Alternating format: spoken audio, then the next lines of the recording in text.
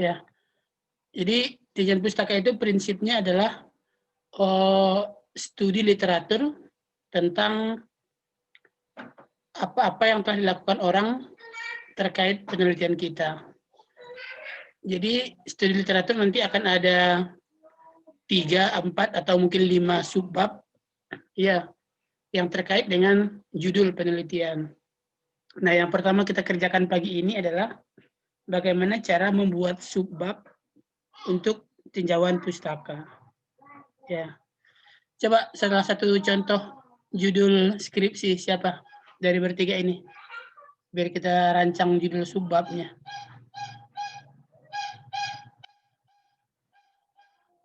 Coba Anissa Rahmi, apa rencana judul penelitiannya?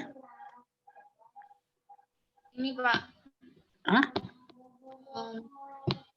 Pengembangan buklet materi bakteri berdasarkan uji zona hambat sungkai terhadap bakteri Escherichia coli.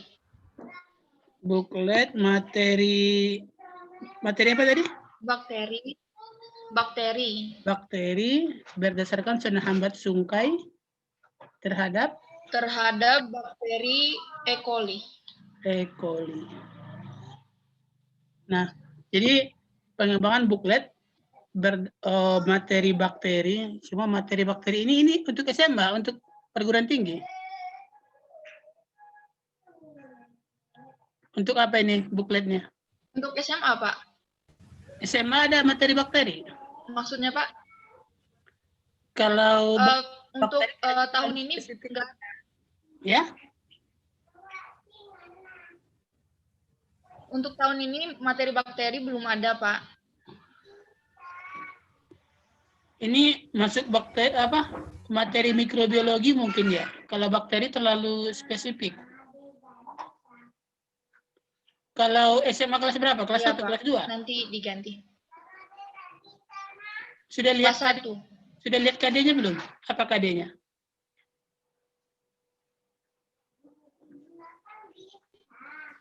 Kalau di KD yang COVID nggak ada, Pak.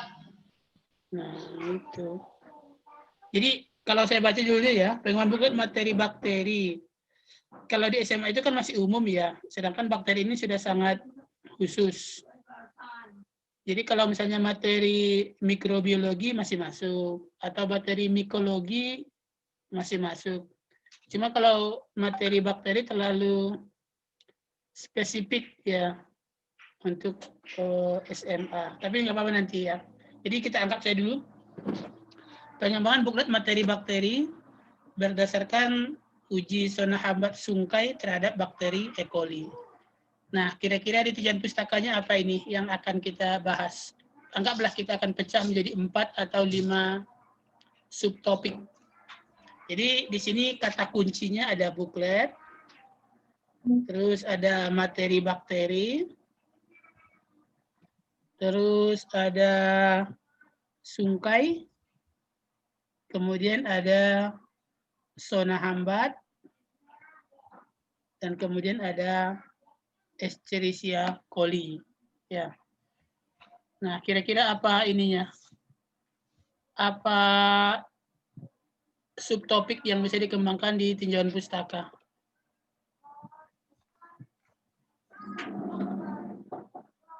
Coba siapa yang bisa? Coba Anissa, apa kira-kira subtopiknya ini?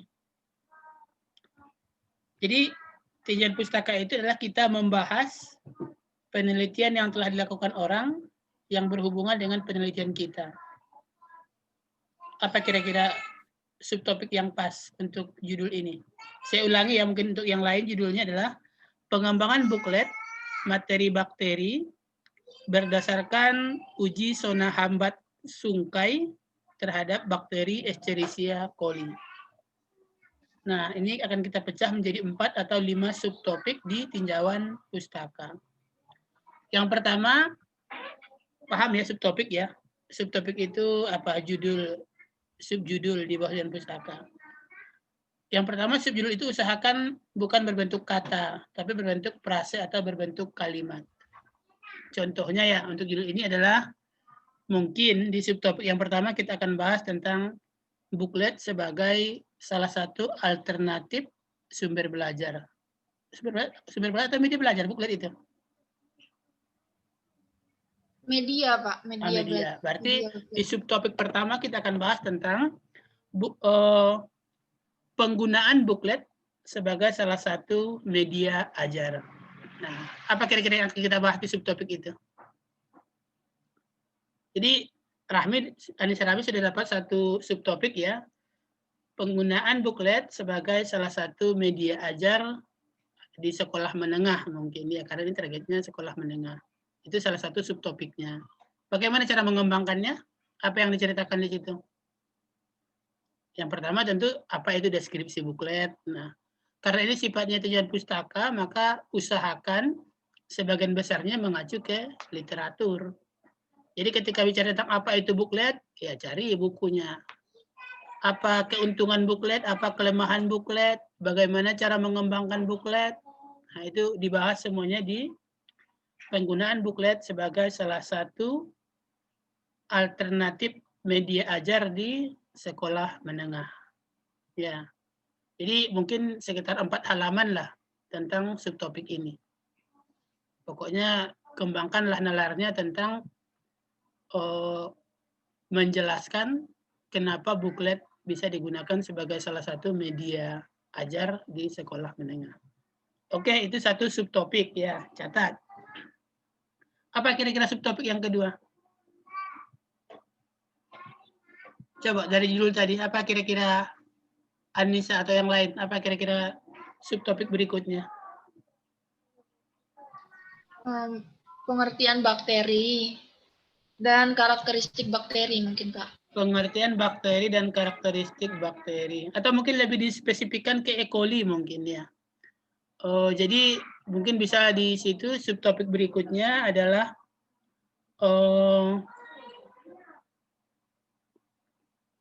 karakteristik, deskripsi, dan peranan E. coli bagi manusia.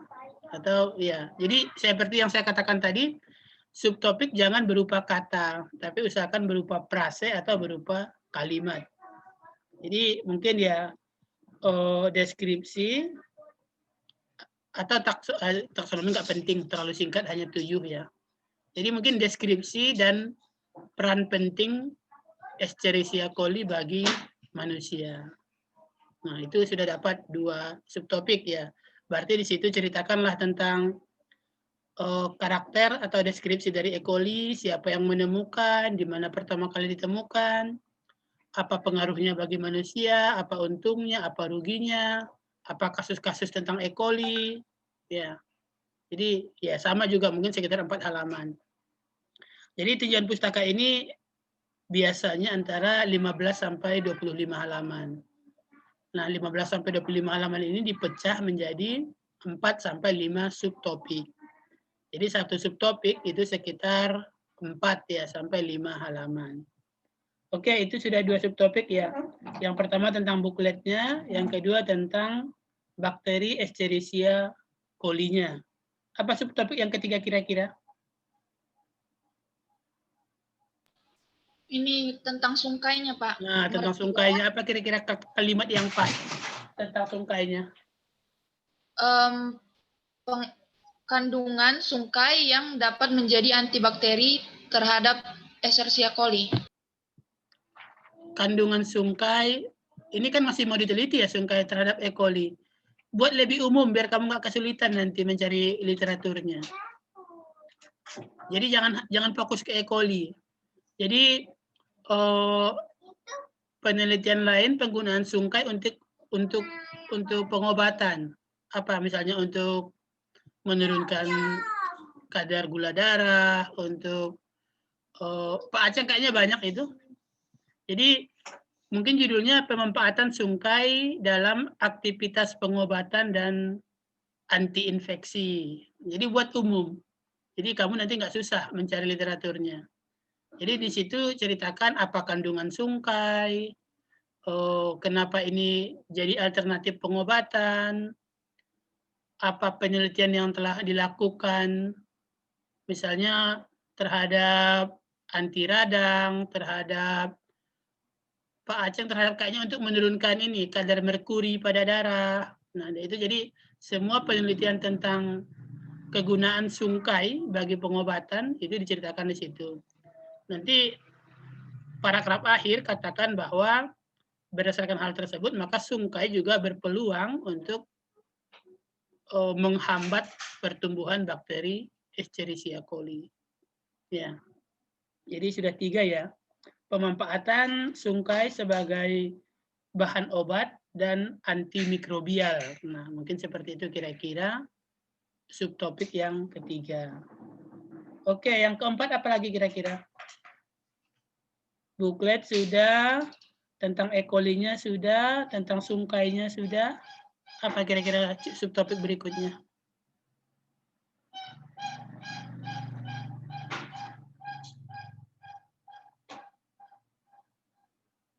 Habis 3?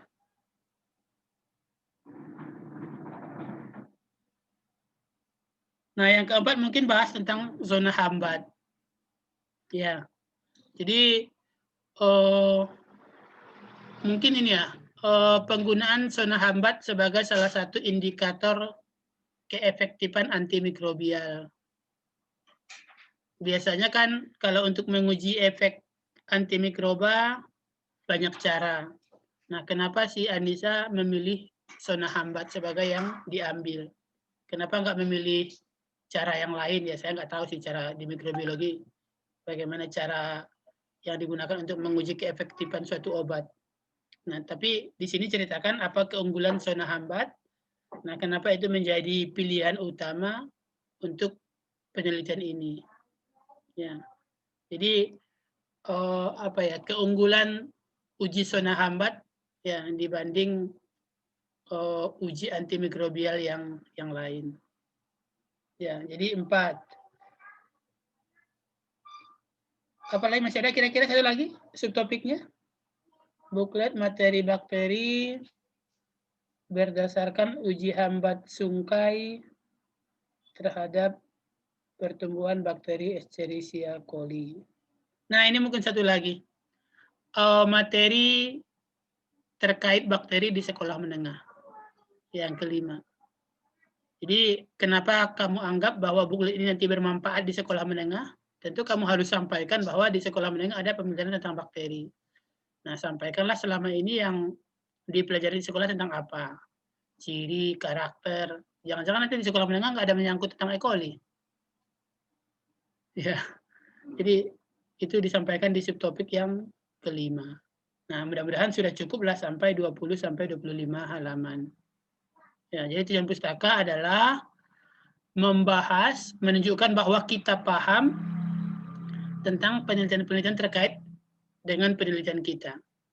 Jadi kita memulai penelitian bukan dari nol, tapi kita sudah membaca literatur, sudah membaca penelitian orang yang berkaitan. Jadi kita memulainya itu bukan dari nol, tapi sudah pada tahap memperbaharui, memperbaiki apa yang sudah dilakukan oleh peneliti-peneliti lain. Ya, harapannya sudah bisa untuk membuat subtopik-subtopik, ya, dan kemudian nanti mengembangkannya sesuai yang saya berikan di dulu, bagaimana cara mengembangkan paragraf, bagaimana cara mengembangkan kalimat, bagaimana cara membuat alur. Ya, oke, itu satu contoh bagaimana cara mengembangkan tinjauan pustaka. Nah, sekarang karena sudah saya contohkan satu, sekarang saya minta salah seorang untuk mandiri membuat subtopiknya berdasarkan pikirannya tanpa saya pandu. Coba siapa yang mau coba? Dari berenam ini, bertujuh. Jadi seperti yang tadi ya, kembali ke judul, dari judul lihat apa kata kuncinya, kemudian kata kunci tersebut kembangkan menjadi frase atau kalimat. Coba, siapa yang mau?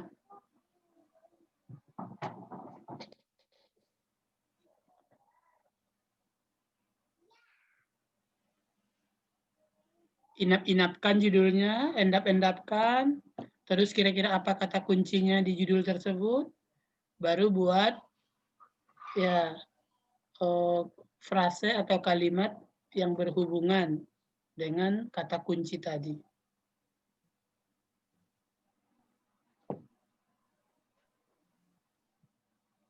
Coba, siapa yang mau coba?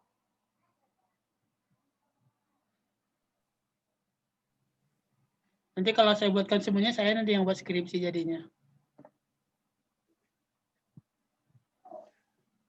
Ayo.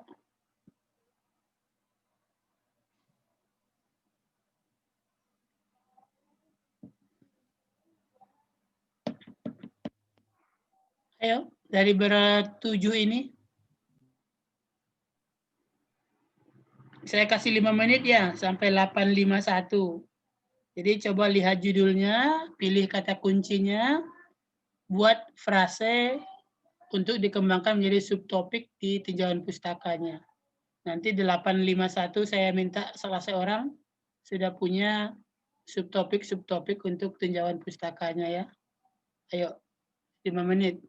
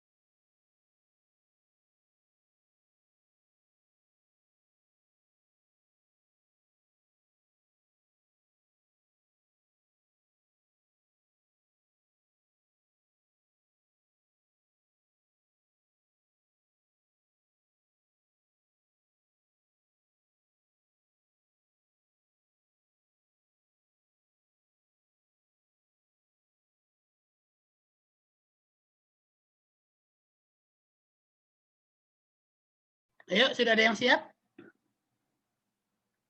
Jadi kalau bimbingan skripsi itu saya mencontohkan ya, jadi Anda bisa menduplikasi. Kalau semuanya saya contohkan, nanti nggak berkembang ininya, kemampuannya. Jadi ada apa namanya, ATM ya, untuk menjadi manusia kreatif, inovatif itu, amati, kemudian ditiru, setelah ditiru baru dimodifikasi. Ya.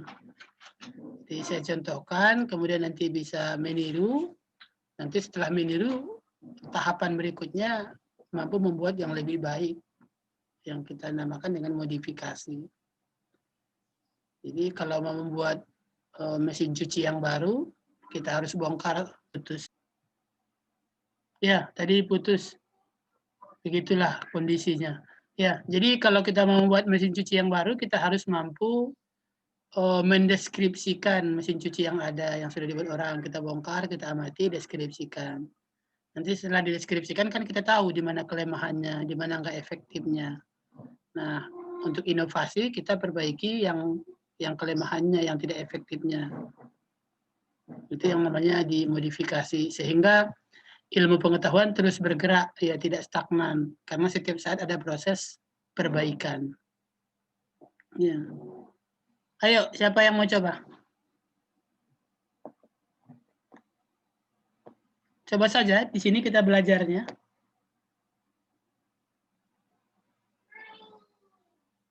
Coba Anissa Septia. Coba apa subtopik yang telah dibuat? Subtopik yang telah dibuat yang pertama penggunaan LKPD sebagai judulnya Pak. Judulnya pengembangan LKPD dengan materi keanekaragaman hayati berdasarkan keanekaragaman ikan di Sungai Air Sarak Bengkulu Selatan. Oke. Subtopik pertama penggunaan LKPD sebagai salah satu sumber belajar. Yang kedua keanekaragaman ikan di Indonesia. Ketiga deskripsi ikan. Keempat keanekaragaman ikan dan hubungannya dengan kondisi lingkungan. Yang kelima materi keanekaragaman hayati di SMA. Oke, kita ulang pelan-pelan ya. Yang pertama, penggunaan LKPD sebagai media ajar. 1, oke. Yang kedua, keanekaragaman ikan di Indonesia. Yang ketiga?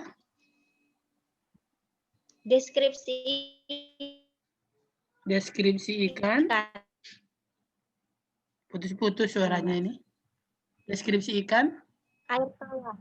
Air tawar, terus? Air tawar. Itu aja? Iya. Terus yang keempat? Keanekaragaman ikan dan hubungannya dengan kondisi lingkungan. Keanekaragaman ikan dan hubungannya dengan kondisi lingkungan. Yang kelima? Materi keanekaragaman hayati di SMA. Materi keanekaragaman hayati di SMA. Oke, ada 5 subtopik yang dibuat si Anissa Septia. Yang pertama, penggunaan LKPD sebagai media ajar. Berikutnya, keanekaragaman ikan di Indonesia. Deskripsi ikan air tawar. Keanekaragaman ikan dan hubungannya dengan kondisi lingkungan. Yang terakhir, materi keanekaragaman hayati di SMA. Bagaimana kira-kira menurut yang lain? Ada yang perlu ditambah, ada yang perlu dikurangi? Coba ini Gustian, bagaimana pendapatnya terhadap subtopik Anissa?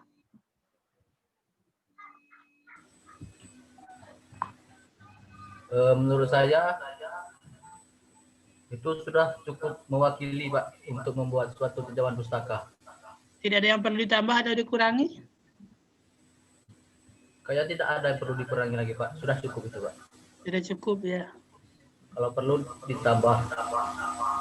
Apa tambahan yang diusulkan? Nah, tambahan itu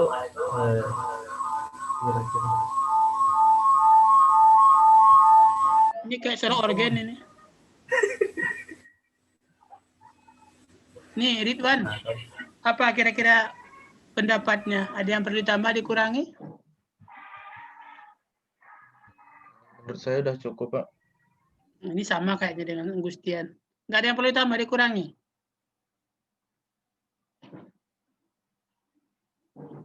Nah, hilang sinyal.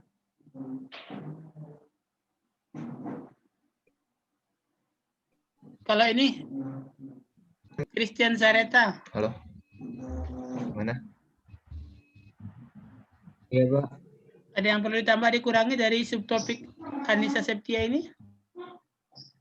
Kalau dari itunya mungkin menjelaskan lebih detail lagi tentang tempat pengambilan sampel, terus tentang objeknya seperti kan tadi kan ikan Pak dijelaskan lagi. Mungkin itu Pak penambahannya. Nah, ya pintar. Yang pertama itu tempat pengambilan sampelnya belum masuk di situ. Jadi Anissa bisa tambah salah satunya adalah Sungai Sarak dan apa pokoknya harus ada cerita tentang sungai air Saraknya. Deskripsi dan status terkini sungai air Sarak atau deskripsi dan ancaman kelestarian sungai air Sarak. Pokoknya salah satu subtopiknya harus membahas lokasi penelitian. Ya, salah satu subtopiknya harus ada cerita tentang sungai air Sarak. Ya, itu yang kurang tadi. Jadi, oke, kita nantilah siapa yang belum saya minta pendapatnya ini. Anissa, mana si Mustika tadi sudah menghilang dia? Keluar Mustikanya, Pak. Ya, jadi mungkin dari feedback dari saya, Anissa Septia ya. Yang pertama sudah pas, itu LKPD sebagai media ajar. Terus yang terakhir itu juga sudah pas, materi keanekaragaman hayati. SMA apa SMP? SMA, Pak. SMA. Terus tadi tambah dari Christian Sareta mengenai deskripsi lokasi pengambilan sampel. Nah, yang 2, 3, 4, keanekaragaman ikan di Indonesia, deskripsi ikan air tawar, keanekaragaman ikan dan hubungannya dengan kondisi lingkungan mungkin bisa digabung jadi satu. Ya, terlalu detail kalau dirinci menjadi 3. Apa kira-kira kalau digabung? Kalau ya keanekaragaman ikan di Indonesia, oke, bisa jadi 1. Kemudian yang ke-3 mungkin ya, faktor-faktor yang mempengaruhi kehidupan ikan atau faktor-faktor yang mempengaruhi keragaman dan kelimpahan ikan di suatu perairan. Jadi di situ jelaskan kenapa suatu sungai ikannya banyak, sedangkan yang di sungai lain ikannya sedikit. Nah, faktor-faktor apa yang mempengaruhi keragaman? Kalau keragaman itu jenis-jenis ya, dan kelimpahan. Kalau kelimpahan itu jumlah individu. Jadi faktor-faktor yang mempengaruhi keragaman dan kelimpahan ikan pada suatu perairan. Jadi berapa subtopiknya itu? Berapa jadinya? Coba buat ringkasannya Anissa, berapa jadinya?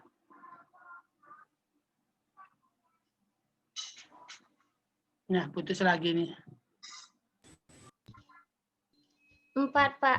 Apa saja? Coba ulangi. Penggunaan LKPD sebagai salah satu sumber belajar. Kemudian deskripsi sungai air Sarak tadi, tempat pengambilan sampel. Itu paling terakhir yang ketiga, faktor-faktor materi keanekaragaman hayati di SMA, dan yang terakhir itu faktor-faktor yang mempengaruhi keragaman dan kelimpahan ikan di perairan. Ya, tadi kita tambah 1 dengan keanekaragaman ikan di Indonesia. Ya, jadi 5 ya. Penggunaan LKPD, keanekaragaman ikan di Indonesia, faktor-faktor yang mempengaruhi kelimpahan ikan di suatu perairan, materi keanekaragaman hayati di sekolah menengah atas, yang terakhir ya deskripsi dan kondisi dari sungai air Sarak Bengkulu Selatan ya. Jadi itu subtopiknya dikembangkan, mudah-mudahan satu subtopik bisa berkembang menjadi 4-5 halaman. Ya, tergantung seberapa banyak literatur yang tersedia. Jadi kalau misalnya mencari literatur tentang sungai air Sarak, nah di Google ketik aja sungai air Sarak. Jadi semua hal penelitian terkait sungai air Sarak, ya citasi, kutip. Mau mikroba, mau ikan, mau udang, mau fisika kimia, mau vegetasi pinggiran, mau longsor, apapun terkait sungai Sarak, ceritakanlah di situ. Jumlah penduduk di pinggiran, panjang sungai, ya. Nah, seperti itu tujuan pustaka. Ada yang mau ditanyakan sampai di sini?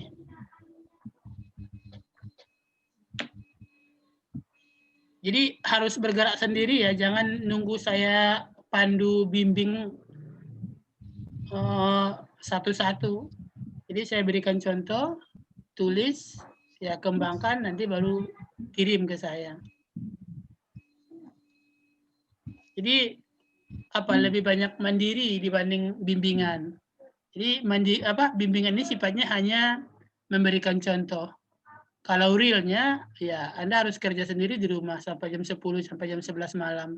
Karena seperti yang pernah saya katakan di grup, ini sifatnya perenungan ya, internalisasi.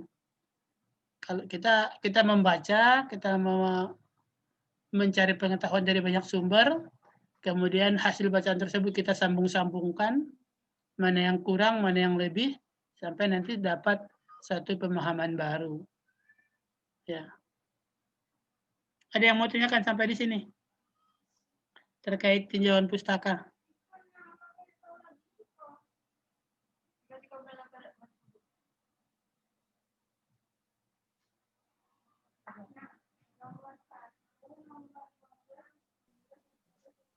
Tidak ada? Ada Pak, Revi Pak. Nah, ada apa Revi? Yang untuk citasinya itu satu kalimat atau satu paragraf Pak? Oh iya, tadi ini ada pertanyaan dari Revi ya. Oh, nih saya. Jadi pertanyaan dari Revi yang pertama, kalau kita mensitasi, apakah boleh satu paragraf atau satu kalimat? Ya. Oh, waktu bahasa Inggris biologi dulu pernah mungkin kita bahas ya, bahwa citasi itu harus di setiap kalimat. Makanya kalau mau membuat paragraf yang benar-benar sesuai kaidah ilmiah, maka kita harus banyak membaca. Karena di satu paragraf bisa jadi nanti sampai 6 atau 5 sumber. Kan malu dong kalau kita misalnya paragraf 1 si A. Kalau satu kalimat pertama. Kalimat pertama citasi si A. Kalimat kedua si A lagi. Kalimat ketiga si A lagi. Padahal masih di paragraf yang sama. Ya, jadi usahakan ya mensitasi itu mungkin satu kalimat saja. Kalau mau mensitasi lagi berikutnya di paragraf yang lain, jangan di paragraf yang sama. Ya. Kita beri contoh apa misalnya ya. Saya buat Word dulu, share screen. Belum.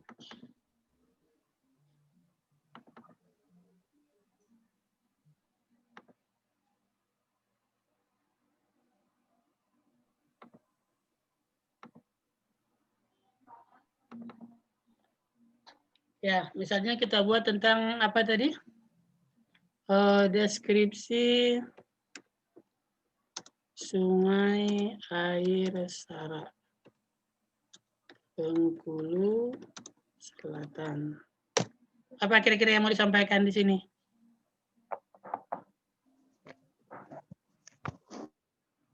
Sungai, minggu kemarin sudah kita contohkan ya, atau yang lain mungkin. Apa yang mau kita deskripsikan? Judul Revi apa judul Revi? Mana Revi tadi? Judul Revi rancang bangun aplikasi kamus materi invertebrata berdasarkan hasil identifikasi makroinvertebrata di Sungai Selagan, Mukomuko. Ya. Kelihatan ya Word-nya di situ? Kelihatan nggak Word yang saya screen ini, yang saya sharing? Ya, kelihatan Pak. Kelihatan ya. Ya, jadi misalnya kalau di sini rancang bangun aplikasi kamus materi invertebrata, hasil identifikasi makroinvertebrata di Sungai Selagan. Salah satu subtopiknya mungkin ini adalah subtopik satunya. Oke, unggulan aplikasi kamus dalam pembelajaran. Ya, ini salah satu subtopiknya. Nah, kita kembangkan paragraf ini berdasarkan tinjauan pustaka. Aplikasi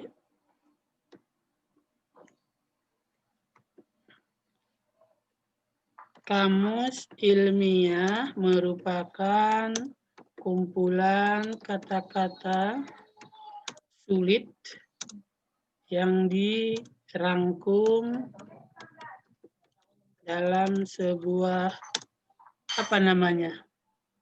dalam sebuah sistem mungkin ya, yang dapat diakses setiap saat secara mudah.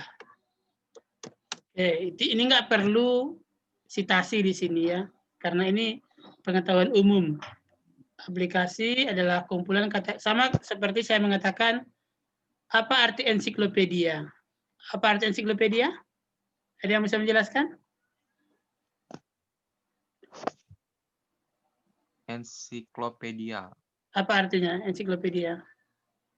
Atau apa arti sebuah negara? Negara adalah, nah untuk hal umum seperti itu kita nggak perlu pustaka, karena itu biasanya pengetahuan umum yang penemunya nggak ada. Jadi kalau ini tidak perlu kita buat citasi karena ini adalah kata-kata umum. Kemudian lanjut, aplikasi kamus pertama kali diperkenalkan oleh si Jono tahun 1987 berupa kamus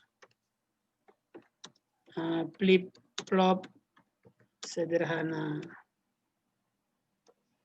Nah, di sini perlu pustaka. Anda dapat informasi ini dari siapa?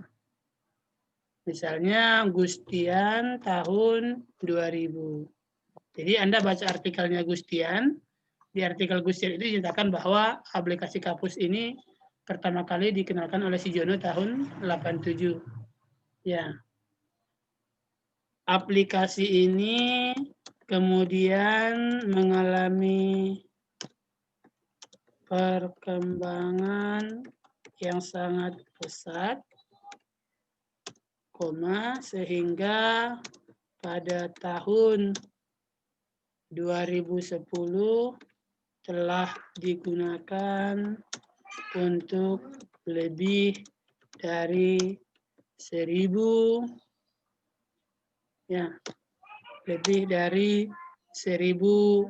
media pembelajaran.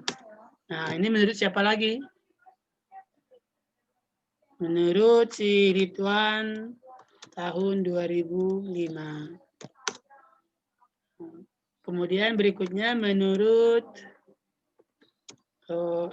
Dayana tahun 2010, aplikasi ini menjadi favorit karena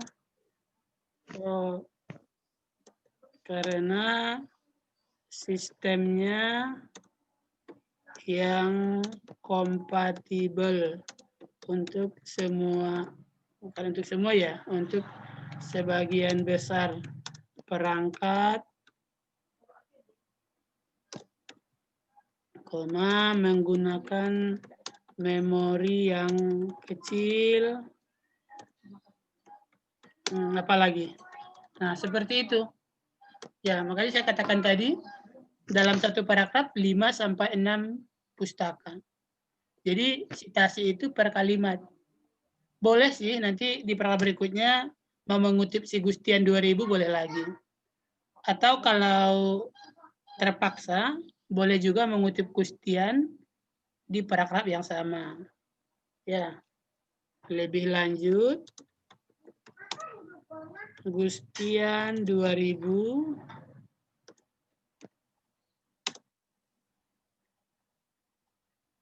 menyatakan bahwa kompatibel, bahwa kamus ini tidak hanya digunakan untuk media pembelajaran, namun telah berkembang ke arah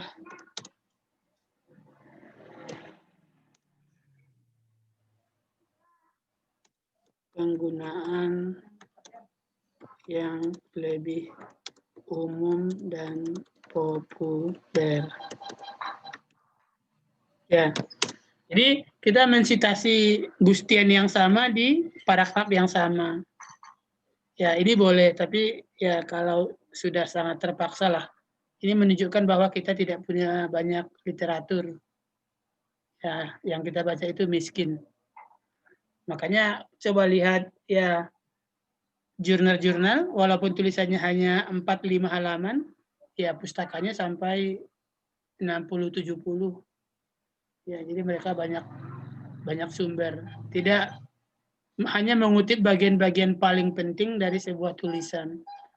Kalau nanti ini ya resikonya apa, Revi? Kalau Iya, kita mengutip banyak-banyak nanti cenderungnya menjadi copy paste.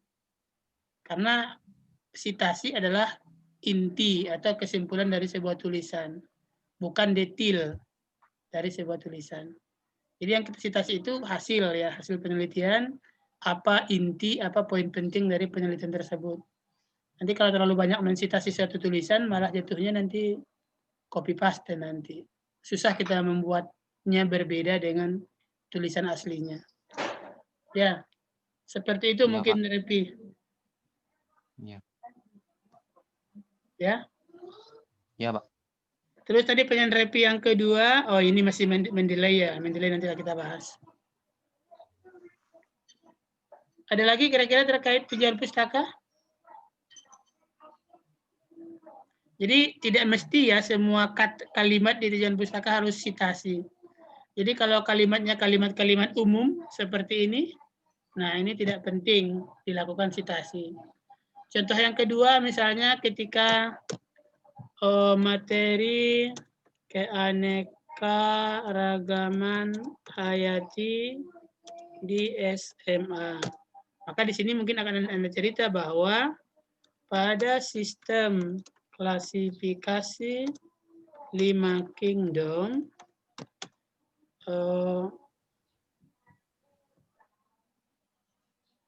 makhluk hidup dibagi menjadi apa? Kristen Zareta. 5 kingdom menjadi kingdom apa saja?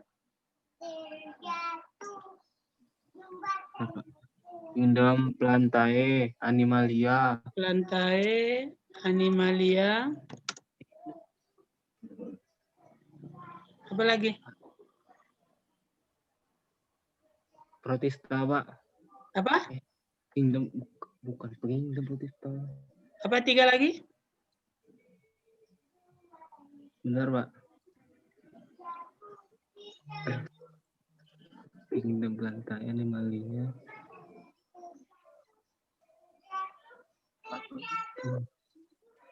Apa 3 lagi? Plantae, Animalia. Apa lagi ya? Hah? Makhluk hidup dibagi menjadi Monera, Protista, Fungi, Animalia. Plantae, Animalia. dan Animalia. Nah, ini juga nggak perlu citasi. Ya, karena ini sudah sangat umum. Ya. Jadi tidak mesti semua yang pustaka itu ada citasi. Karena tadi membahas tentang ikan, ya Animalia. Animalia lebih lanjut dibagi menjadi apa itu namanya?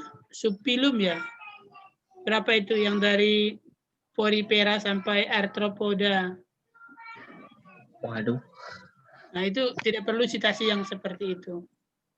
Ya, hal-hal umum tidak perlu citasi. Ada lagi yang mau tanyakan terkait tujuan pustaka?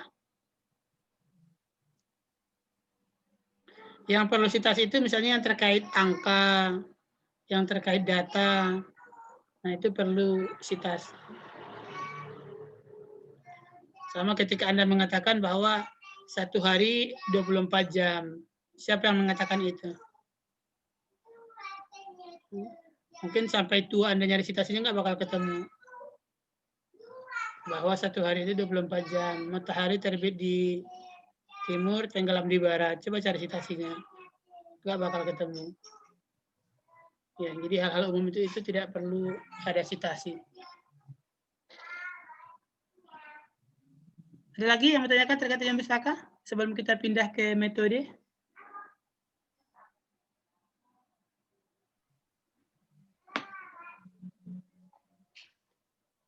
Baik, nanti sambil jalan saja ya. Sekarang kita pindah ke metodologi penelitian. Jadi Anda bisa seminar proposal kalau sudah menyelesaikan minimal 3 bab. Bab pendahuluan sudah kita bahas 2 minggu lalu. Bab tinjauan pustaka sudah sebentar ini. Dan yang ketiga adalah bab metodologi penelitian. Itu bisa seminar proposal. Bahan yang sama, 3 bab ini nanti akan digunakan untuk skripsi. Jadi Anda proposal 3 bab, ya penelitian. Setelah penelitian nanti tinggal menulis 2 bab lagi, yaitu bab hasil dan pembahasan, kesimpulan. Sudah selesai skripsinya. Mungkin proposal ini sekitar 30% mungkin ya, 30 atau 35% dari skripsi. 35% lagi nanti adalah pekerjaan lapangannya, atau 40% lah mungkin. Jadi ke lapangan, menulis, menganalisis, bekerja di lab, itu mungkin 40%, 75%. Nanti setelah selesai pekerjaan lab, laboratorium atau lapangan, tinggal menulis hasil pembahasan, kesimpulan. Ya, sudah selesai skripsinya. Ya. Nah, untuk metodologi penelitian, formatnya mungkin bisa lihat di panduan. Yang pertama, waktu dan tempat. Nah, itu gampang lah ya. Penelitian ini dilakukan pada bulan apa? Waktunya itu dimulai ketika Anda sudah mulai merancang penelitian. Jadi mungkin semuanya mulai dari November 2020. Sampai kapan? Sampai Anda selesai di menganalisis data. Jadi misalnya ke lapangan yang kelompok ikan atau makroinvertebrata ya. Ke lapangan, sudah ke lapangan, kemudian ke laboratorium, identifikasi, sudah identifikasi nanti analisis data, data kelimpahan, data keragaman, selesai analisis data, membuat produk, produknya LKPD, buklet, buku ajar, sudah selesai produk, kemudian validasi, setelah validasi, revisi, nah disitulah akhir dari penelitiannya. Ketika sudah selesai revisi dari produk media pembelajaran yang dibuat. Jadi misalnya November 2020 sampai Mei 2021. Adapun tempat penelitian, katakan semuanya. Pengambilan sampel di XY, identifikasi di laboratorium pembelajaran, ya, pembuatan buku ajar di lingkungan kampus. Nah, itu mungkin satu paragraf ya. Waktu dan tempat penelitian. Terus alat dan bahan. Nah, ini juga sama deskripsi. Apa alat yang Anda gunakan? Dahulukan alat, baru bahan. Alatnya juga buat sesuai urutan kerja. Jadi kalau Anda penelitian di lapangan, alat yang digunakan mulai dari lapangan apa? Oh, termometer, pH meter, DO, TDS. Selesai alat lapangan, pindah alat untuk membuat media. Atau alat untuk di laboratorium, identifikasi. Mikroskop, pinset, bak bedah. Terus selesai identifikasi, pindah ke pembuatan media. Anda pakai apa? Aplikasi Corel, aplikasi apapun lah itu. Nah, itu semua tentang alat. Selesai alat, baru pindah ke bahan. Sedangkan bahan yang digunakan dalam penelitian ini adalah kembali mulai dari lapangan. Apa misalnya formalin 4%. Terus pindah ke lab, alkohol 70%. Lugol, tisu, kertas saring, spidol. Nah, itu semuanya bahan. Jadi ini sifatnya deskripsi. Jadi sekecil apapun jarum pentul masukkan, jarum bedah. Ya. Jadi metodologi prinsipnya bahwa orang bisa mengulangi penelitian Anda secara persis dan mendapatkan hasil yang harusnya sama. Jadi kalau Anda melupakan satu atau dua bahan, nanti pusing yang berikutnya meniru. Karena ada bahan yang Anda gunakan namun tidak Anda sebutkan. Ya. Jadi nanti sama juga di cara kerja itu harus detail. Pakai timbangan merek apa, skalanya berapa, pH meternya merek apa, akurasinya berapa, terus kalau direndam berapa lama, cairannya berapa persen. Jadi harus detail. Prinsipnya orang mengulang itu akan mendapatkan hasil yang sama. Anda mungkin masih ingat di metode ilmiah ya. Coba siapa yang belum, Gustian, ada berapa langkah metode ilmiah?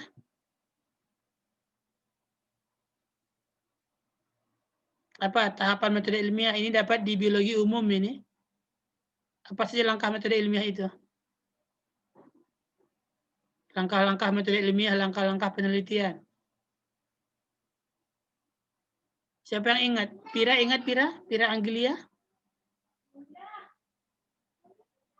Apa langkah-langkah dalam metode ilmiah? Langkah-langkahnya Pak. Ya. Yang pertama itu merumuskan masalah. Masalah. Lanjut. Yang kedua mengumpulkan data. Mengumpulkan data terus. Yang ketiga menyusun dugaan sementara atau hipotesis. Hipotesis terus.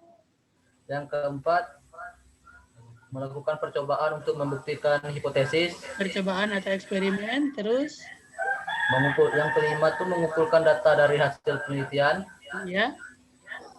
Yang keenam mengolah dan menganalisis data. Terus.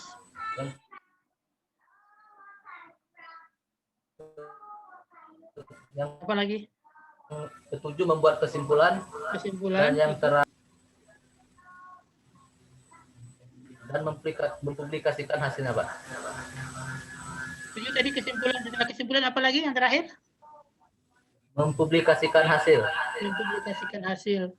Sebenarnya ada tahapan di atas kesimpulan yang terakhir yaitu menguji ulang kesimpulan atau memverifikasi.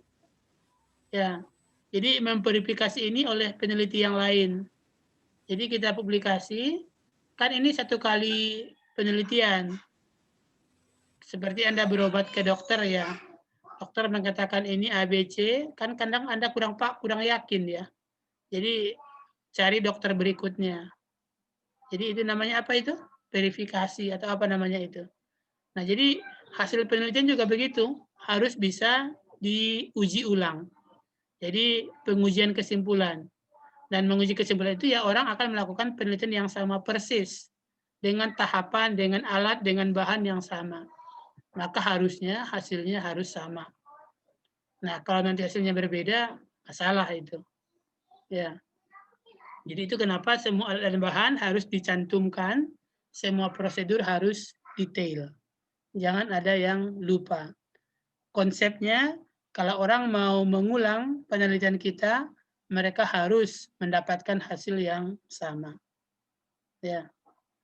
Itu metodologi. Jadi yang pertama tadi waktu dan tempat, alat dan bahan, terus yang ketiga cara kerja atau prosedur penelitian. Nah, prosedur ini juga urutkan sesuai dengan tahapan kerja. Jadi yang pertama mungkin potensi dan masalah. Kenapa Anda melihat masalah Anda layak diteliti? Kenapa melihat bahwa keanekaragaman ikan di Sungai Sarak itu perlu untuk diteliti? Apa potensinya di situ? Kenapa sungkai harus diuji terhadap bakteri? Apa masalahnya? Ya, apa potensi di situ? Jadi membuat prosedur sesuai dengan urutan cara berpikir. Ya, setelah potensi dan masalah, kemudian muncul hipotesis. Ya, apa hipotesisnya? Setelah hipotesis, baru nanti cara pengambilan data. Jadi cara pengambilan data juga harus detail. Wah, pakai apa ngambilnya, cuacanya bagaimana. Jadi kemarin ada anak bimbingan saya, keanekaragaman ikan di Sungai Manjunto.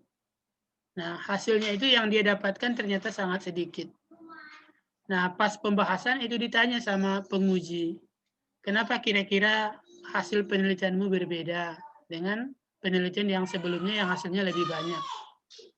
Terus dia jawab, saya menggunakan jala, sedangkan penelitian sebelumnya menggunakan jaring. Nah, akhirnya pengujinya mengatakan, apa bedanya jala dengan jaring?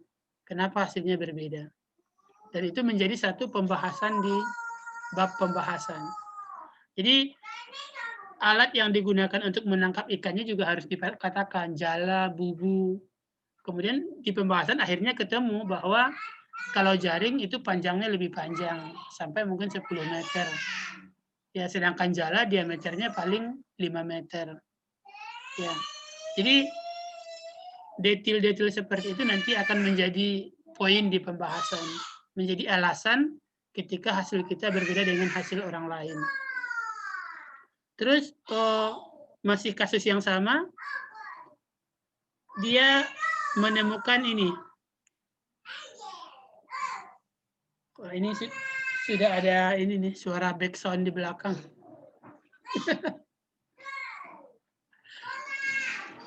Ya, jadi prinsipnya bahwa oksigen itu dari hulu ke hilir semakin apa kira-kira? Semakin ke hilir semakin banyak, semakin sedikit kadar oksigen. Jadi kita ambil 3 stasiun, hulu, tengah, hilir. Kira-kira kadar oksigen semakin ke hilir semakin apa?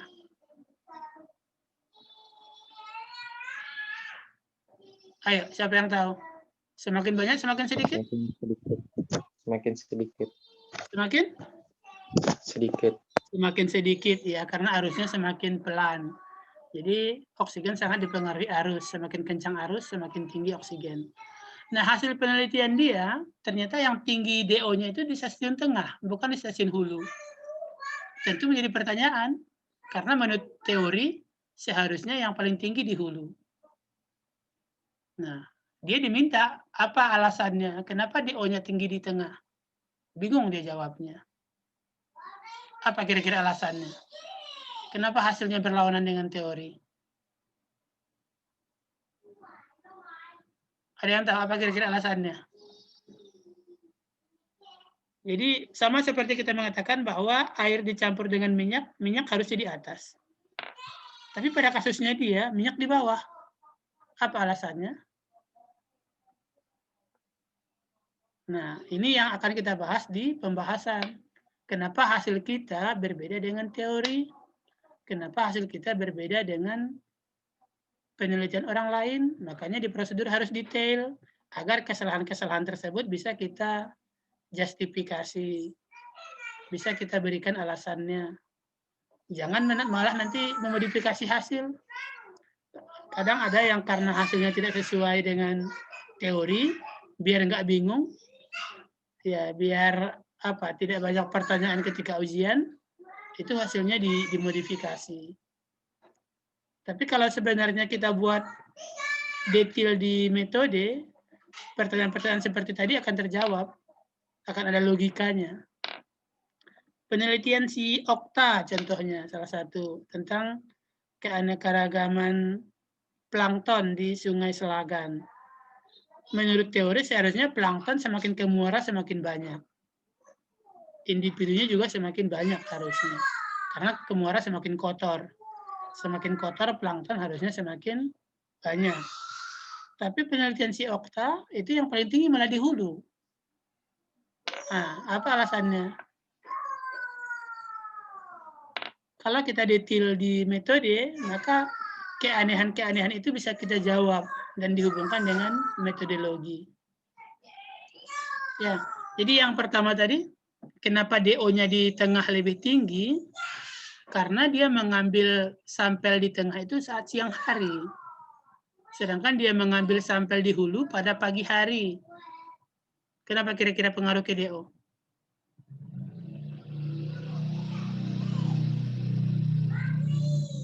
Siapa yang bisa jelaskan? Jadi kan harusnya tadi DO lebih tinggi di hulu. Di hasilnya lebih tinggi di tengah.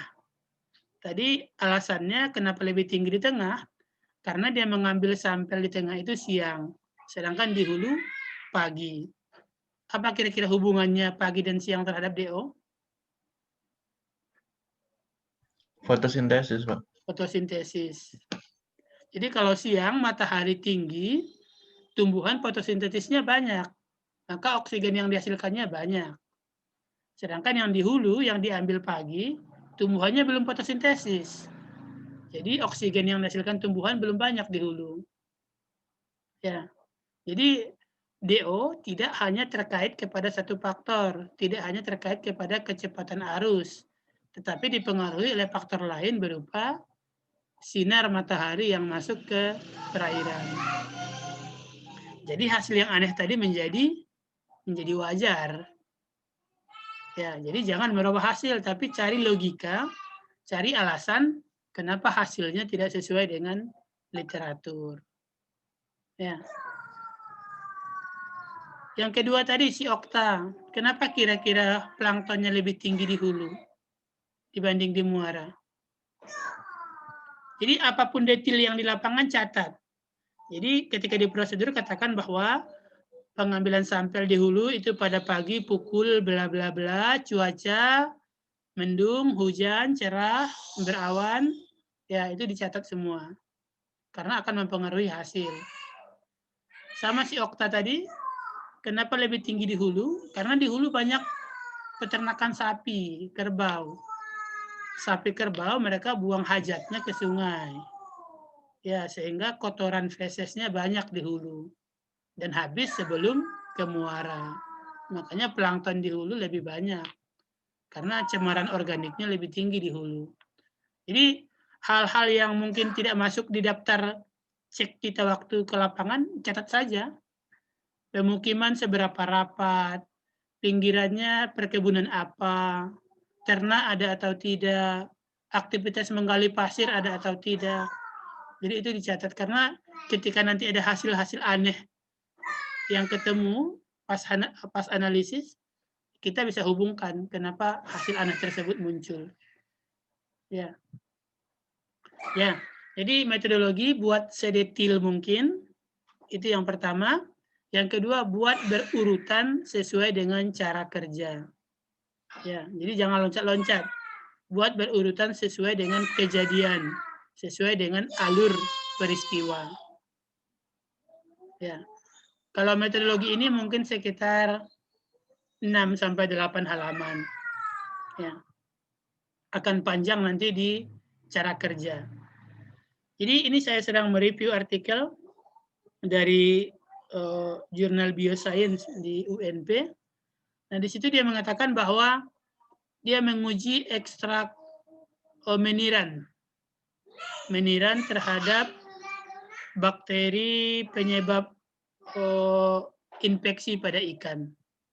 Jadi dia mengatakan setelah direbus, ekstrak meniran ini dicacah kecil-kecil, dirajang ya. Setelah itu direbus. Setelah direbus baru kemudian disaring. Namun dia tidak menyebutkan kertas saringnya diameter berapa ukurannya. Nah itu penting, sampai ke detail seperti itu penting. Diameter berapa kertas saringnya. Pelarutnya pakai alkohol, seberapa lama, berapa jam. Ya. Terus dia bilang dipanaskan di oven, suhu berapa. Ya, jadi harus detail. Kalau orang mau ngulang, orang bisa mendapatkan hasil yang sama dengan kita. Ya. Itu di metodologi. Kemudian pembuatan LKPD juga begitu. LKPD-nya pakai program Microsoft Word. Hurufnya huruf apa? Spasinya berapa? Ya. Kemudian nanti di bagian deskripsi hasil Anda harus membuat justifikasi alasan kenapa memilih huruf tersebut, kenapa memilih spasi tersebut, ya, kenapa memilih covernya warna itu, kenapa covernya gambar itu, kenapa ukuran kertasnya A5, kenapa ukuran kertasnya A4. Nah, itu semuanya dideskripsikan di hasil. Ya, jadi harus benar-benar detail dalam membuat metodologi. Ada yang mau tanyakan kira-kira di metodologi? Ya, metode ini sekitar ya 6 sampai 8 halaman lah. Harusnya metodologi nggak susah ya, karena Anda sudah membayangkan apa yang akan dikerjakan. Makanya saya minta kemarin itu Anda penelitian pendahuluan sebelum membuat proposal. Jadi menulis metodologinya lebih gampang karena Anda tahu apa yang dikerjakan. Terus kalau nanti hasil dari penelitian pendahuluan bagus, itu bisa digabung ke hasil penelitian. Nah, takutnya nanti ketika sudah proposal ternyata hasilnya negatif, nah kita pusing jadinya bagaimana cara membahasnya. Ya, jadi pastikan dulu hasilnya positif. Gunanya 2. Yang pertama agar hasilnya tidak zonk ya. Jadi layak untuk menjadi skripsi. Yang kedua, ketika Anda menulis metodologi itu lebih gampang. Karena hanya menjelaskan apa yang telah Anda lakukan. Hanya mendeskripsikan yang telah dilakukan. Ya. Ada yang mau tanyakan sampai di sini? Pak, Revi mau nanya, Pak. Nah, ayo, apa Revi? Ini kan saya tuh ngambil dari hasil penelitian angkatan 2016. Ya. Untuk hasil lapangan sama hasil labnya itu kan sudah ada. Ya. Nah, yang saya itu untuk prosedur penelitiannya itu apa saja, Pak? Karena hasil lapangan dan hasil labnya itu sudah ada, Pak. Ya, Apakah ya, prosedur adalah apa yang dikerjakan. Jadi di bagian awal mungkin sampaikan bahwa gambar atau data yang digunakan dalam penelitian ini adalah hasil dari si A dalam kurung tahun terbitnya, tahun publikasinya. Boleh berupa skripsi nggak apa-apa. Berarti si A tahun 2020. Adapun tahapan penelitian yang saya lakukan adalah mengkreasi mengkreasi kamus ya, mengkreasi kamus makroinvertebrata berdasarkan hasil si A tahun 2020 tersebut. Tahapan rancang bangun ini adalah, nah itu, jadi yang Repi detilkan adalah proses pembuatan kamusnya. Jadi proses pengumpulan sampel, proses menggambar itu mendokumentasi sampel, itu nggak usah dijelaskan lagi. Kalau pembaca mau tahu lebih detail tentang cara mengumpul sampel, cara mendokumentasi sampel, mereka akan rujuk ke pustaka yang Repi ambil. Ya, jadi kita tidak mengulang hal yang sama di tulisan yang berbeda. Jadi untuk proses pengambilan, pendokumentasian, cukup katakan bahwa ada di si X tahun 2020. Sedangkan yang saya kerjakan adalah bagian rancang bangunnya. Tahapannya adalah, nah jelaskanlah di situ secara detail. Ya. Ini juga ada di kakak kelasnya, yang di Salni, anak bimbingan saya. Jadi Salni itu tidak ikut ke lapangan, tapi dia menggunakan data hasil lapangan untuk skripsinya. Jadi proses pengambilan sampel, proses identifikasi, proses dokumentasi, itu tumbuhan di ketahun sudah selesai. Jadi dia menganalisis. Jadi jenis-jenis ini kemudian diolahnya untuk menghitung indeks keragaman, indeks kelimpahan, kemudian dibuatnya produk ajarnya berupa booklet. Nah, yang dijelaskannya di metode cukup bagaimana caranya menghitung kelimpahan, menghitung keragaman, dan caranya dia membuat booklet, caranya dia melakukan validasi, caranya dia melakukan revisi terhadap buklet yang telah divalidasi. Sudah. Jadi hanya sampaikan apa yang Anda kerjakan. Ya. Seperti itu, Repi. Tidak kembali ke menguji ke lapangan, Pak. Nggak usah. Jadi, usah. ya seperti yang saya katakan tadi bahwa penelitian itu mempercepat ilmu pengetahuan. Kalau kita mengulang hal yang sama di dua tulisan yang berbeda, itu mubazir. Hanya menambah sampah nanti di internet. Jadi kita harus mampu membuat rangkuman, membuat satu langkah lebih maju dari yang telah dilakukan orang.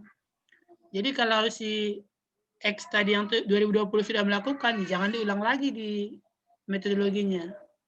Cukup apa tindak lanjut dari si X tersebut yang dilakukan. Jadi kadang ini ya, kadang mahasiswa kita berpikirnya bahwa tebal itu bagus. Ya, semakin tebal kelihatannya semakin keren ya. Padahal di ilmu pengetahuan bukan begitu logikanya. Di ilmu pengetahuan, Anda tidak perlu tebal, tapi Anda bisa mengambil bagian puncak dari sebuah... Ya, putus lagi. Jadi saya ulangi ya, tidak perlu tebal, tapi seperti sebuah piramida, Anda bisa mengambil puncak dari piramida tersebut dan menjadikannya dalam tulisan. Jurnal saat ini yang masih ranking 1 di dunia, jurnal Nature, jadi nanti coba googling Nature, itu publikasinya paling 3 halaman. Ya, 3 halaman atau 2 halaman. Jadi mereka hanya betul-betul mengambil apa yang inti yang ingin dia sampaikan, tidak mengulang apa yang telah dilakukan oleh orang lain. Kalau saya 2008 waktu S2 di IPB, ya, itu skripsi mereka di sana 17 halaman, 16 halaman. Jadi tidak bertele-tele tentang apa yang sudah ada di pustaka. Tidak bertele-tele tentang apa yang telah dilakukan orang lain. Jadi mereka hanya fokus apa yang mereka lakukan dan apa dampak penting dari hasil penelitian mereka. Ya. Karena seperti yang saya katakan mungkin kita akan jengkel ya ketika mencari sesuatu di internet, misalnya tentang saya kemarin membaca tentang apa itu kasus pembunuhan Rangga yang di Aceh oleh seorang residivis. Ya, itu saya mau baca banyak informasinya. Tetapi tiap saya klik itu adalah copy paste dari, jadi ada linknya Tribun, ada linknya Kompas, ada linknya Aceh News, ada Aceh Express. Karena saya pengen banyak informasi, saya klik semua. Tapi ternyata semuanya adalah copy paste, isinya sama. Nah, itu kan kita jengkel ya. Nah, samalah seperti itu membaca tulisan ilmiah. Misalnya Repi 2021 isinya ABCD. Ternyata si X tahun 2020 isinya juga itu ABCD. Ya, jadi tidak menyumbang sama sekali bagi perkembangan ilmu pengetahuan. Jadi cukup sampaikan apa yang diupdate. Ya, jangan mengulang apa yang telah dilakukan, jangan mengulang menulis apa yang telah dilakukan orang lain. Makanya kalau di beberapa universitas besar, tinjauan pustaka ini sudah dibuang. Jadi tinjauan pustaka itu muncul di proposal, nanti ketika skripsi itu dibuang. Karena itu digabung dengan pembahasan. Ya. Jadi kalau orang mau lihat detailnya ya cari sendiri. Kita tidak perlu lagi membuat tinjauan pustaka. Karena itu nanti menghabiskan sumber daya. Ya, begitu Repi. Ini kita sedang berjuang agar tinjauan pustaka nanti deskripsi juga dibuang. Ya, karena double. Beberapa hal yang di tinjauan pustaka nanti akan disitasi di pembahasan. Kalau proposal bolehlah pakai tinjauan pustaka. Tapi kalau skripsi harusnya tidak lagi. Karena pembahasan itu sudah mencerminkan apa yang telah dilakukan orang lain, apa nilai lebih dari penelitian kita. Jadi sudah akan mereview ke pustaka sebelumnya. Sehingga tinjauan pustaka seharusnya tidak penting lagi di skripsi. Ada lagi yang mau tanyakan?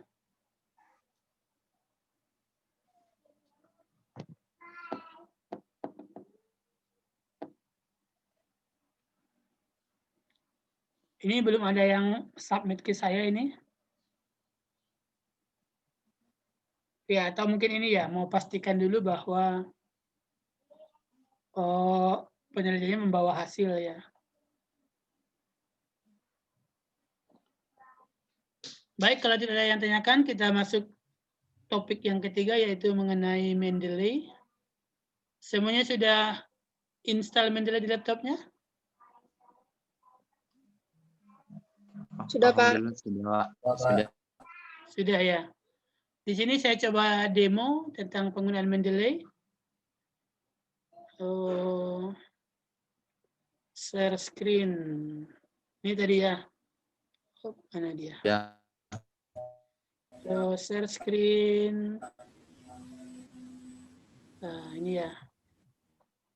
Ini Microsoft. Saya nggak tahu apakah bisa Mendeley di sini di share screen. Mudah-mudahan bisa ya. Ini tadi yang kita tulis, aplikasi kelihatan.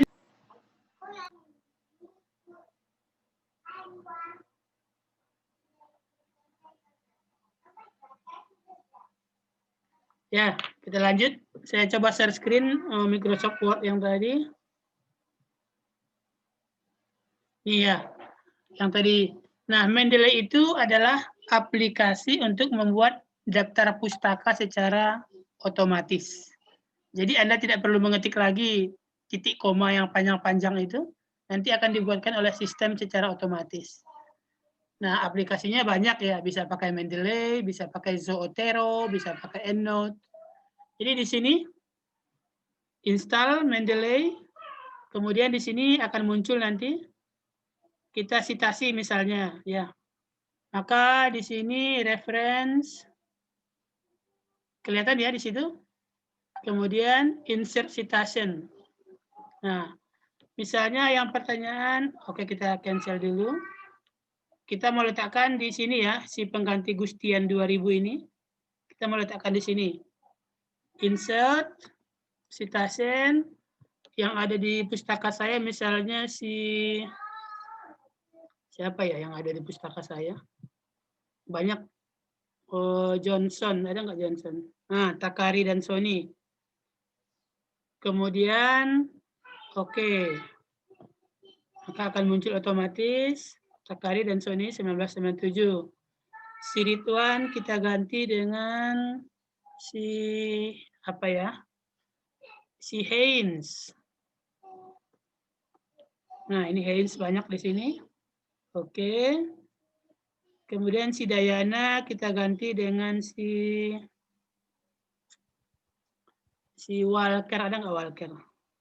Nah, si Johnston. Oke. Kemudian si Gusti. Maaf Pak, di saya kok nggak itu ya Pak? Kok dia tiba-tiba ganti ya Pak? Di saya nggak muncul cara gantinya, tiba-tiba ganti. Itu kalau sudah disimpan di Mendeley-nya. Jadi semua pustakanya harus diekspor dulu ke Mendeley. Jadi kalau di Mendeley-nya masih kosong datanya, nggak bakal muncul. Jadi pustaka tadi harus dimasukkan dulu ke Mendeley. Nanti saya ajari cara masukin ke Mendeley-nya. Ya. Oh iya Pak.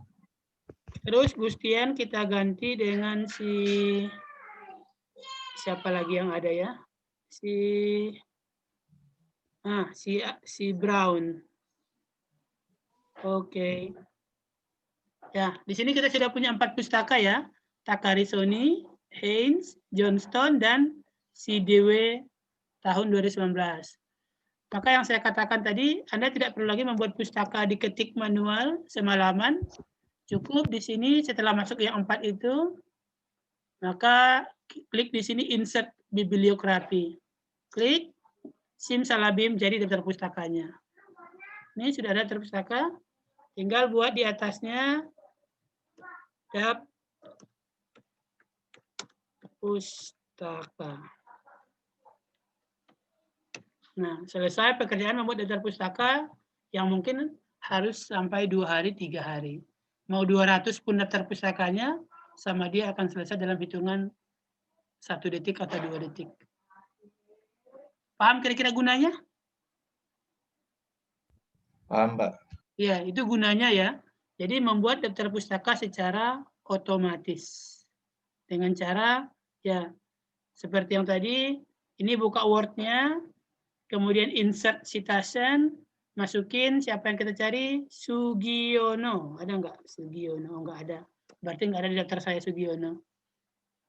Oh, siapa misalnya yang sudah saya citasi di sini ya? Ya, jadi seperti itu. Oke, itu cara membuat daftar pustaka di Word. Sekarang saya share bagaimana cara memasukkan daftar pustaka ke Mendeley. Ya, jadi share screen Mendeley. Ini Mendeley. Sudah ketemu menu seperti ini di Mendeley-nya? Coba buka. Buka aplikasi Mendeley, sudah ketemu seperti ini? Sudah, Pak. Nah, tadi yang dikatakan Ridwan, kenapa di saya nggak muncul? Cara pertama, masukin semua daftar pustakanya ke satu folder.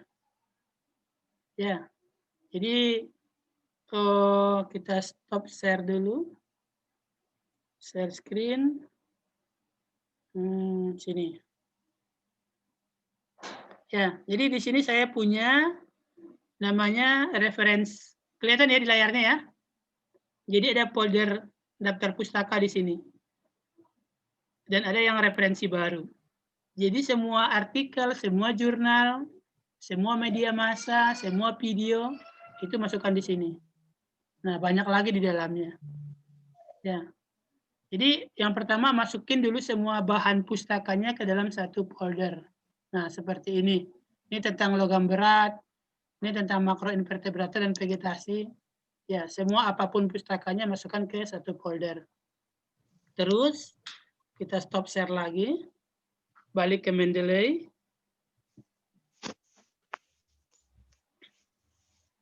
Nah, di Mendeley ada di sini menu. Nah, file, add folder. Add folder. Nah, cari folder tadi di mana pustakanya diletakkan. Pustakanya diletakkan tadi di sini. Buka. Nih, referensi baru. Di-okekan, klik OK, maka semua yang ada di folder tersebut akan masuk ke Mendeley. Jadi persoalan si Ridwan tadi bahwa kenapa di saya nggak ketemu akan selesai. Ya, oke, ini okekan, tapi di sini tidak saya okekan karena ini sudah saya import ke Mendeley. Nanti kalau saya okekan maka akan double. Di-okekan, maka akan muncullah semua pustaka ini di Mendeley. Ya, jadi ada di sini banyak pustakanya. Mungkin berapa totalnya ini?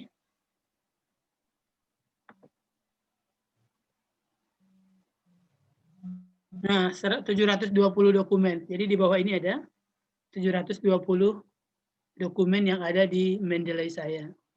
Jadi Anda tinggal ketik nanti di Word-nya, mau pakai siapa? Mau pakai Sapei, mau pakai Abidin, mau pakai Suryana, ya tinggal ketik di Word-nya. Jadi kita stop share lagi. Kita kembali ke Word. Nah, di sini tidak harus nama penulis yang Anda ketik. Kalau Anda ragu, saya lupa penulisnya siapa. Tapi saya ingat kata-katanya. Kata-katanya tentang mungkus. Mungkus. Nah, muncul dia. Semua kata yang mengandung mungkus, semua pustaka yang mengandung mungkus akan muncul. Anda pilih yang mana? Apakah si Suryana? Apakah si Apriani? Ya, pokoknya mungkus. Ya, muncul semua pustaka yang mengandung kata mungkus. Atau mau diganti misalnya dengan logam. Logam tidak ada ya, kita ganti dengan metal. Nah, semua kata yang mengandung metal akan muncul. Jadi kita tidak perlu hafal siapa penulisnya. Ya. Bisa juga kita hafal dari topik apa yang mau kita citasi. Ya. Seperti itu. Ya, jadi membuat daftar pustaka secara otomatis. Nah, kelemahannya ini yang bisa kita simpan di folder kan yang filenya PDF ya. Kalau filenya misalnya dari buku, dari skripsi, kan nggak ada PDF-nya. Kita bacanya di pustaka, punya hard copy-nya. Bagaimana cara masukkannya ke folder? Bagaimana kira-kira? Kan nggak mungkin mau kita scan satu-satu skripsi setebal itu. Atau buku, misalnya buku Odum 500 halaman. Mau kita citasi. Gimana cara masukkannya ke Mendeley? Ada yang sudah coba belum? Belum coba, Pak. Belum, coba? Pak. Kurang tahu. Caranya gampang ya. Jadi ini tadi contoh, kita harus share screen lagi.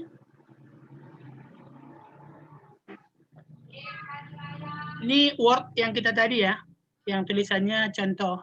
Ini kita simpan. File,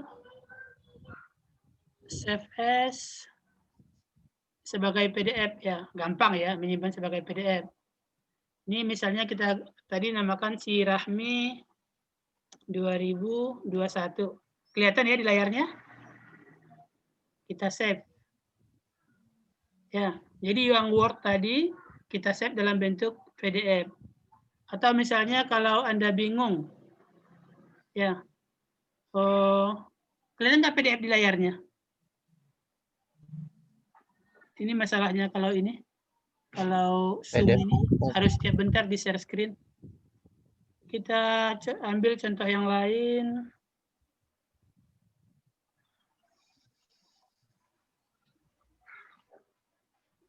Zoom, share screen. Ya, ini Word kosong. Kelihatannya di layarnya Word kosong ya. Kita ketik Ya, saya di kelihatan. sini. Ya, Pak.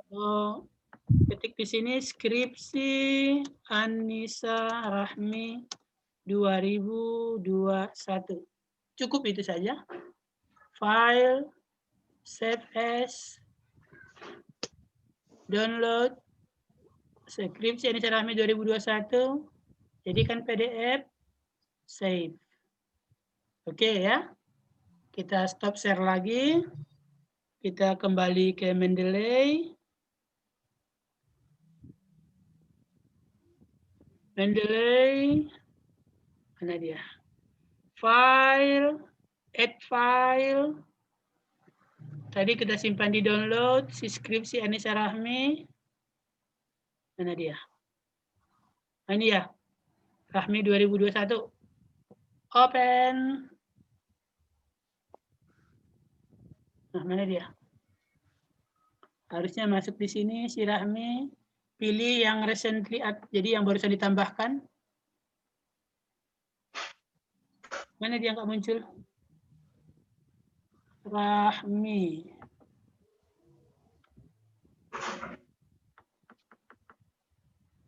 Apa tadi judulnya? Anissa Rahmi. Anissa ya, bukan Rahmi. Ada apa nama filenya tadi? Oh, Kita kembali dulu lihat filenya. Apa nama filenya tadi? Nama filenya.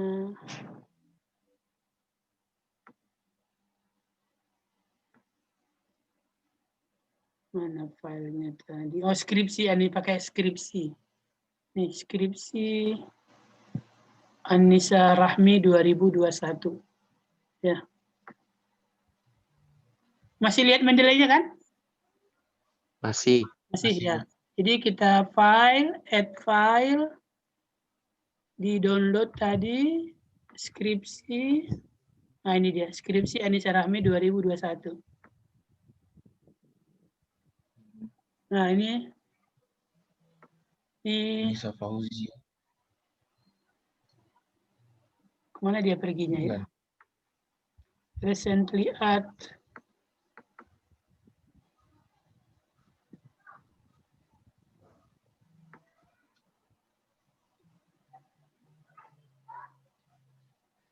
Skripsi SK. Skripsi Anissa Rahmi.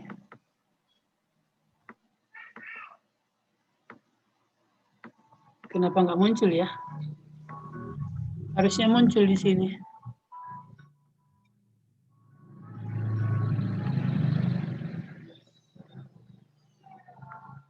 Sebentar ya, ada telepon. Coba yuk.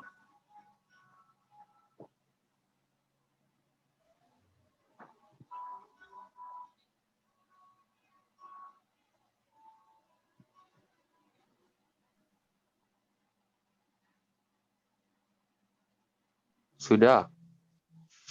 Aku dem.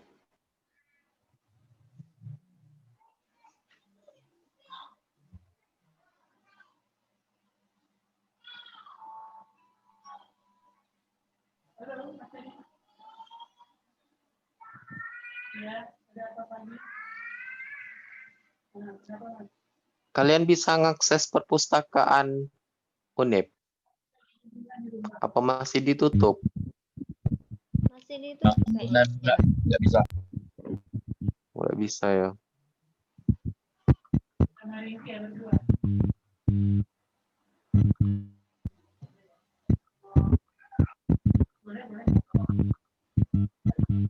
Rahmi.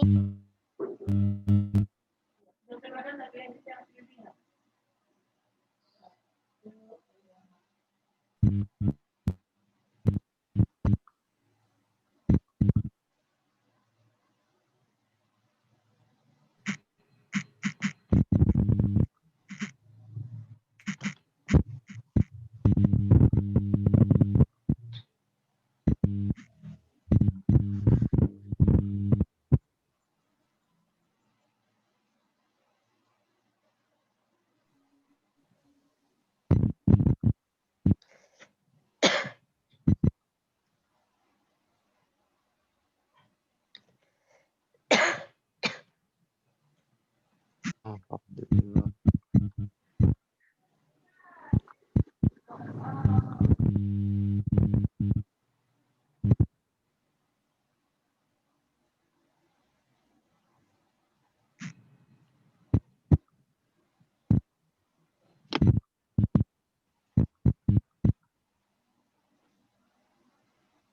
Nah, putus. Oh, ada ini ya. Oke. Kita lanjut. Jadi cari di sini yang mana si skripsi Anissa tadi. Saya nggak tahu di mananya ini. Harusnya di recently atau ini ketemu dia. Nah, nanti klik. Misalnya kalau ketemu skripsi Anissa Rahmi tadi, klik di bagian skripsinya. Nah, betul ini. Kok jadi Anissa Fauzia? Nah, di sini diedit. Tinggal diedit di sini. Apa judulnya? Pengembangan apa tadi? Kuklet bakteri bla bla bla ya. Nah, ini pilih di sini apa tipenya? Tipenya apakah dia film, apakah buku, apakah artikel surat kabar, apakah paten, apakah report, apakah siaran televisi, tesis. Nah, ini kita pilih tesis ya karena dia skripsi. Tidak ada pilihan skripsi. Jadi semua skripsi, disertasi atau tesis pilihannya tesis. Klik di sini tesis. Tulis judulnya. Autornya siapa tadi? Rahmi Anissa. Jadi dibalik ya. Nama belakangnya duluan. Rahmi, A. Tahunnya 2021. Halamannya 135. Departemennya Pendidikan Biologi. Universitasnya Universitas Bengkulu. Kemudian sudah lengkap. Ya. Sudah lengkap, tutup ini. Masih kelihatan ya menilainya ya? Kelihatan kan? Bisa ngikuti? Masih, Pak. Masih. Iya, Pak, kelihatan, Pak. Hah? Fauzia. Apa yang kelihatan di layarnya sekarang?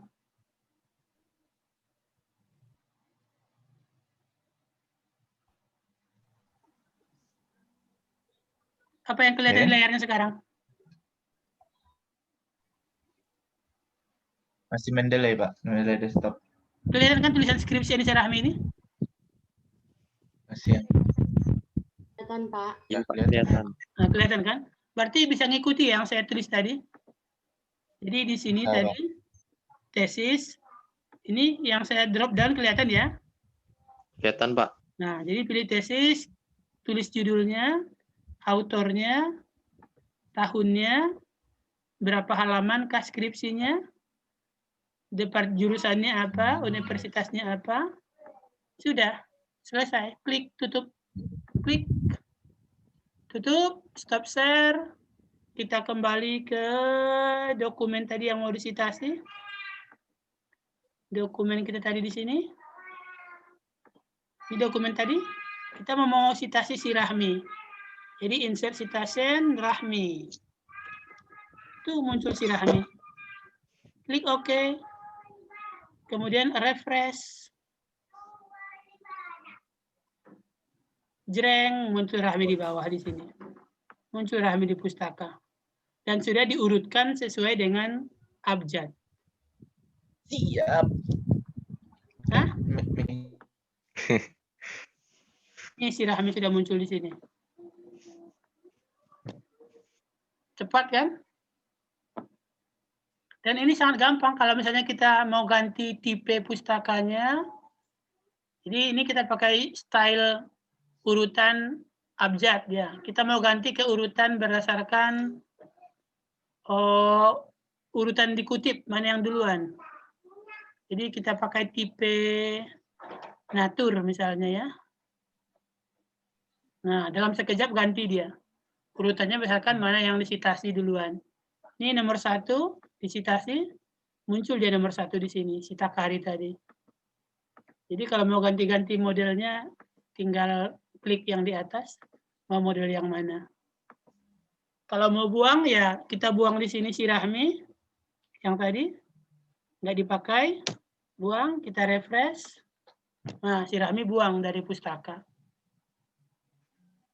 Ya, seperti itu penggunaan dari Mendeley.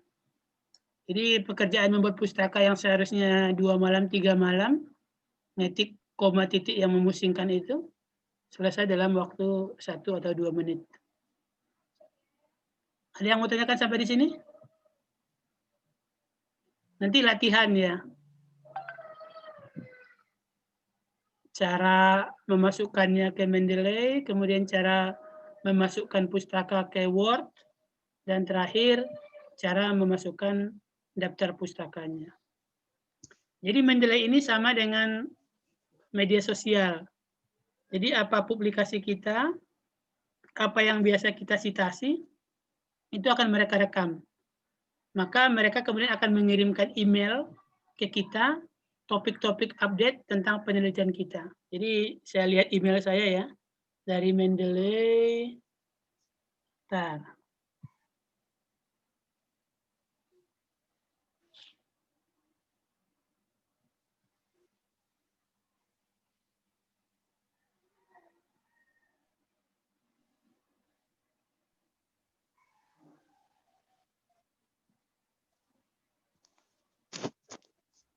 Ya, jadi lihat ini email dari Mendeley ke saya 29 Oktober. Ya, ini tanggal 29 Oktober. Jadi karena saya pernah membaca tentang proyek konservasi di Indonesia, ya, jadi peran orang-orang lokal tentang konservasi, maka mereka akan mengirimkan artikel-artikel terbaru tentang peran-peran masyarakat lokal dalam proses konservasi. Jadi mereka punya catatan apa yang kita baca, apa yang kita citasi, dan mereka secara periodik. Tadi kan kita waktu mau download Mendeley kan pakai email kan ya? Ya, jadi email kita itu mereka akan kirim hal-hal yang update tergantung apa yang kita citasi, apa yang kita baca. Ya, jadi semacam media sosial. Dan di sini juga bisa sebenarnya kita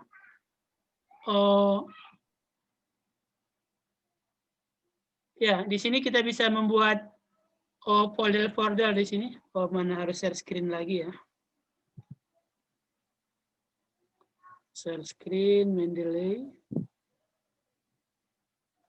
Ya, di sini kita bisa buat banyak folder-folder. Jadi tidak harus berantakan seperti tadi. Jadi ada folder tentang Sungai Air Sarak, ada folder tentang buklet, ada folder tentang ikan dan lingkungan, ya. Jadi mirip dengan komputer sendiri. Bisa diletakkan file-filenya dalam folder-folder khusus. Ya. Ada yang mau tanyakan sampai di sini?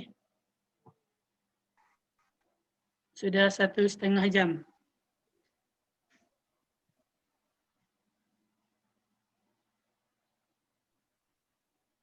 Jadi 3 ya target hari ini, tujuan pustaka, metodologi, dan pembuatan daftar pustaka menggunakan Mendeley. Ada yang mau tanyakan? Si ini nggak ada ya, si Tasa Meriskina yang katanya mau diskusi tentang judulnya.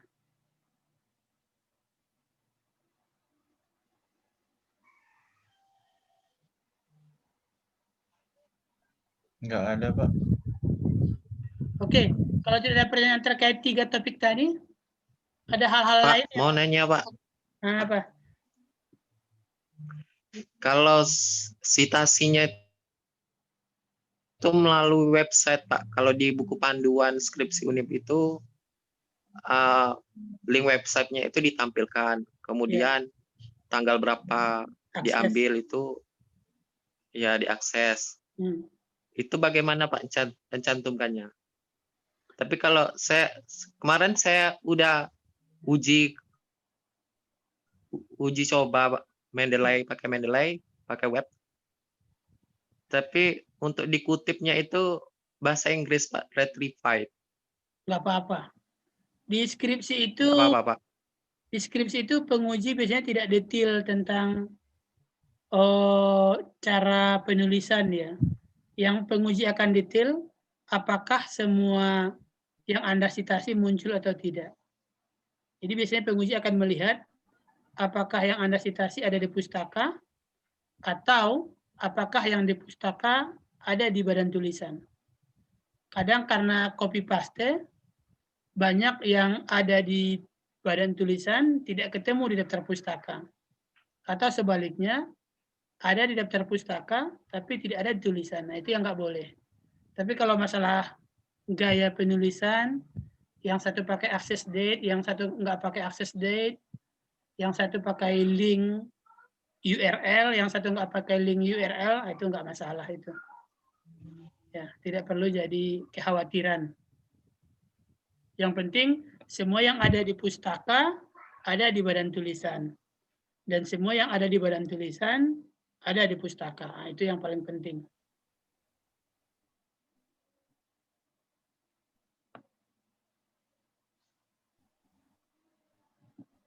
Ada lagi kira-kira?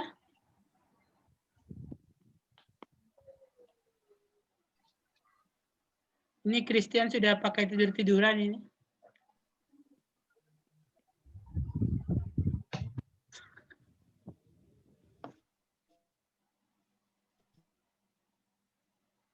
Masih ada yang mau tanyakan? Kalau tidak terkait 3 topik tadi, ada yang mau tanyakan tentang rencana skripsinya? Kita masih punya waktu mungkin sampai setengah jam lagi.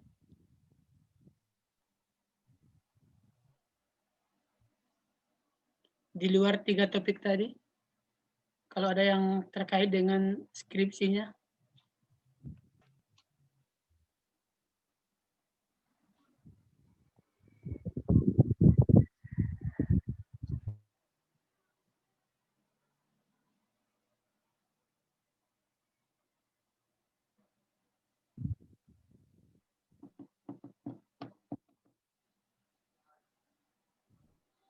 Tidak ada?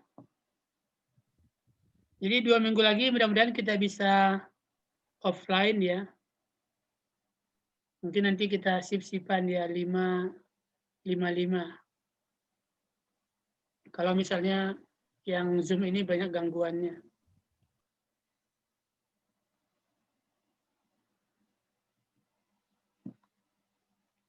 Tidak ada yang mau disampaikan? Cukup? Nanti kita lagi diskusi di WA saja kalau ada yang mau disampaikan.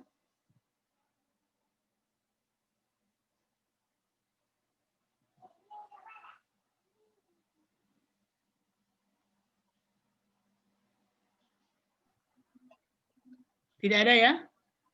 Baik, kalau tidak ada mungkin kita cukupkan sampai di sini hari ini. Ya, kalau ada hal-hal lain yang baru terlintas nanti atau kemudian nanti kita diskusikan di WA saja. Ya.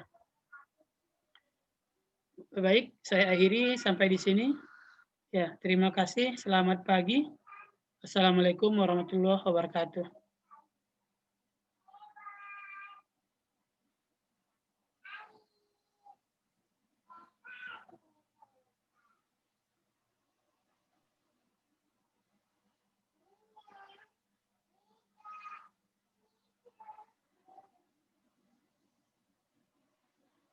Putus kayaknya.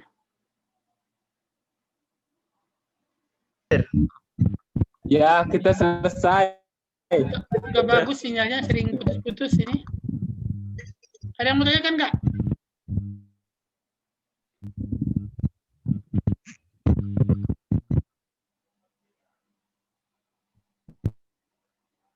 Nah, putus lagi. Ada. Kasihan, Pak.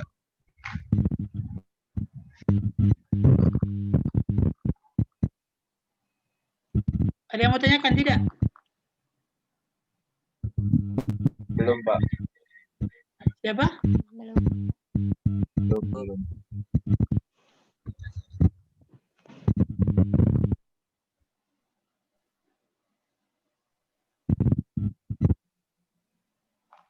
Coba diperbesar suaranya.